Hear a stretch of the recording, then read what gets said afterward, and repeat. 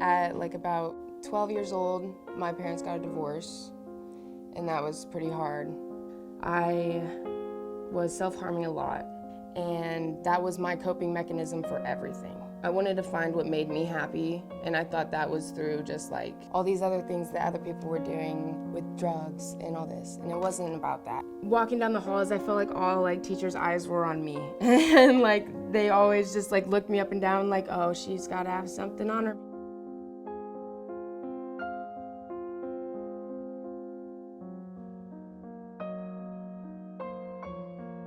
Sydney had a lot to turn around, you know, and I mean, I don't mean that in a bad way. I mean, I'm just saying she had a lot to turn around. There's a lot of baggage going on.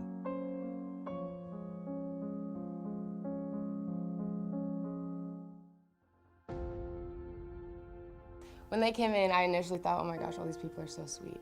They're so opening, like I can talk to any of these people right now. I remember initially first Joe. I saw Joe, and he really helped me find like that it's okay to smile. There were moments you could absolutely tell that she was struggling, but she still was there, and she still was present, you know, and that was huge. I used to care a lot about what people thought about me, a lot. Vicky taught me a lot that like, it's not about like what's on the outside, like it's really about what's on the inside. She was just special, I think, from the start. Of course, now I don't think it was the first day, but one of the early days when she told me that she'd been cutting her wrists. She wasn't afraid to tell me anything. Sydney has made like a 180. It's insane. So when I met her, she was a freshman and all over the place and a really hard life, going through her sophomore years and taking T1L1. Sydney has now become like almost an ideal student. Freshman year, I just had all failing grades. I really got my stuff together and pulled out my sophomore year with a 3.0. I look at her and I see a girl who's comfortable in her own skin, and it wasn't always that way.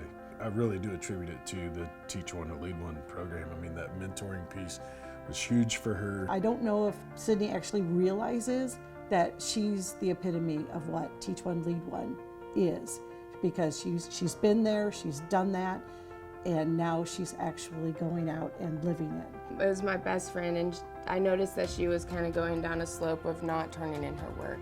So I told her, we're gonna go to the library on these days so that we can get our stuff done after cosmetology class. Don't schedule anything those days, we have to get schoolwork done those days. It's so critical for our youth today to have other adults in their lives that aren't necessarily their teachers that are there every single day. If everybody would gear in on those 10 principles, not just kids but adults, it just brings to light some of the things that they need to think about when they're in certain situations.